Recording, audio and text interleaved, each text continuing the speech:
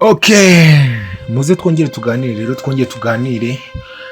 Mfashe aka kanya kugira ngo muze twiganirire ku muntu witwa Alice. Alice nakomeje gusoma comment zanyu rwose. Alice muri mu bantu batigeze bamwishimira habe na gatoya, nk'uko nanjye nigeze mwishimira ndetse n'abandi bantu bose, kuko hari igihe umuntu akabya kandi akanarengera cyangwa akabaho atari umuntu ushishoza, kuko aka kanya uwitwa Alice ibintu arimo gukorera uwitwa Cedric ntago ari ibintu byiza, ntago ari ibintu byagakwiye kuba biranga umuntu ukunda undi. Umuntu ukunda undi ubundi yagakwiye kuba arangwa n'iki? Icyambere kigomba kuranga umuntu ukunda undi ni icyizere. Icyizere iyo kidahari, urwo rukundo nta kintu ruba ruvuze, nta n'ikintu ruba rumaze. Aka kanya nibyo uwitwa Alice arimo kwirengagiza, yirengagije ibintu byose Cedric yakoze ngo bitume abishingiraho amugirira icyizere.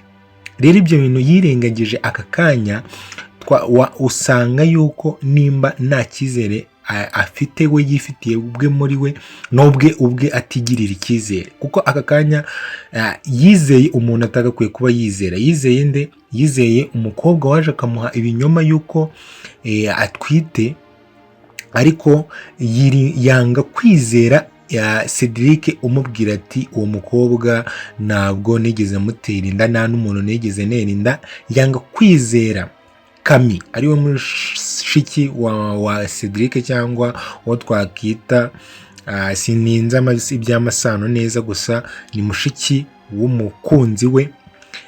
Yanga kumwizera kuko yaramubwiye ati sinari nkwiye kukubwira ko hari umukobwa waje kundeba utwitiye Cedric, kuko Cedric ntabwo yigeze ambwira icyo kintu gikomeye cyane. Nyine ntabwo umuntu yigeze amereza full information cyangwa kuma amakuru yuzuye yuko yaba yarateye inda. Rero kuba atarigeze we ubwe aza kunyibwirira ko yateye inda, ahubwo nkabona umuntu uza akambwira ngo bamuteye inda, ibyo ngewe ntabwo birimo uburenganzira bwo kwemera yuko uwo muntu barimo kuvuga kuko yateye inda bya nyabyo. Ibyo rero nibyo uwitwa Alice atafite. Alice ntabwo arimo gutekereza kure, Alice ntabwo arimo gushishoza, kandi abantu bameze nka ba Alice babaho. Abantu bashyira amarangamutima yabo, bakoresha amarangamutima yabo cyane kurusha uko bakoresha ubwonko bwabo, nyine ngo batekereze bavuga ati iki kintu ngomba kugikora gutya, kino ngomba kugikora gutya. Abantu bahubuka mu buzima babaho. Abantu bahubuka mu buzima babaho. Rero kuri Alice utarimo kumva Cedric ngo yumve yuko Cedric nyuma yuko y'ibintu byose yamukoreye atanamubeshya.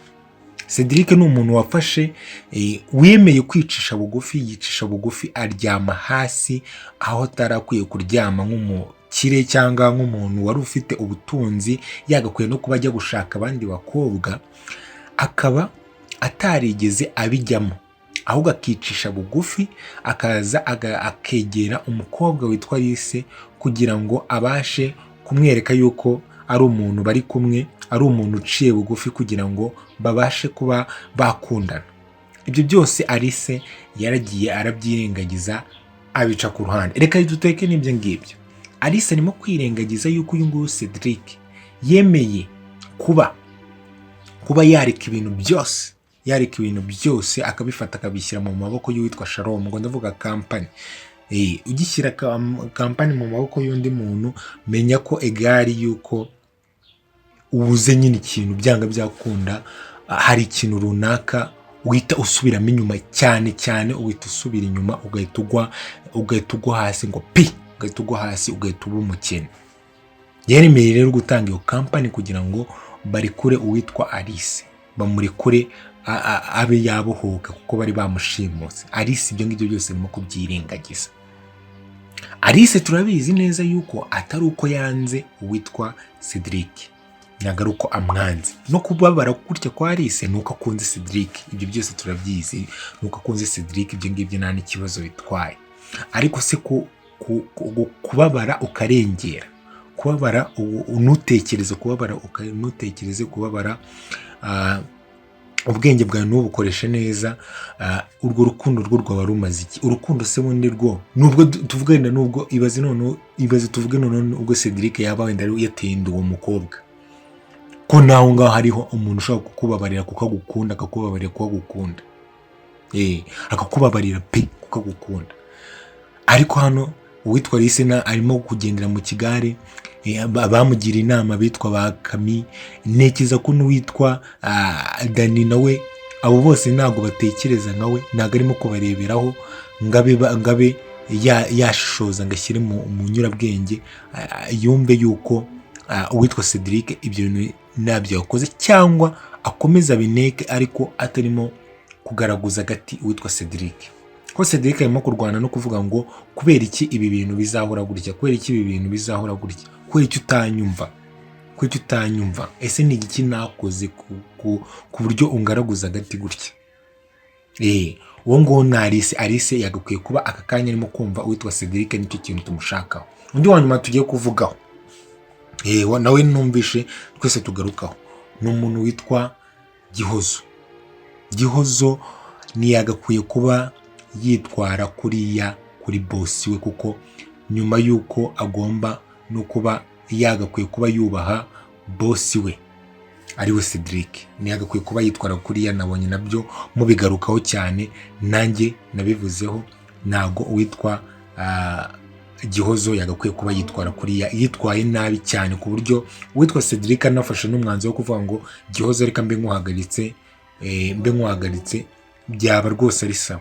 Ko Gihozo mundi uyo ushaka gukemura ikibazo kiri hagati y'abantu bakundana, wirinda kubijyamo as personal, urumva, wirinda kubijyamo nkaho ubirimo nyine nka nyirabyo, sibyo? Nkuko uwitwa Alice yabwiye uwitwa Gihozo ati ibi bintu biri personal, ni ngiye birimo kubabaza. Ariko uwitwa Gihozo hano yararengereye, abwira nabi uwitwa Cedric, kandi noneho ari bosi we. Hano Cedric afashe umwanzuro yuko yabashyize urukundo rwe ku ruhande, ariko niyange uwitwa Alice namwange, ahubwo akamureka akabanza akitekerezaho, kuko hano Alice azicuza mwe muhame hamwe. Alice namara kumenya ukuri azicuza kandi azaza atakamba, ariko se imbabazi yasabye ejo bundi zo zamaze iki? Abantu bameze gutya babaho, bikunda, ubona nyine bigira abantu babere. Ejo bundi yasabye imbabazi Cedric, none nanone arongeye aramubabaje. Reka dukomeze turebe se Alice araza kwisubiraho. Mukomeze mugire ibihe byiza.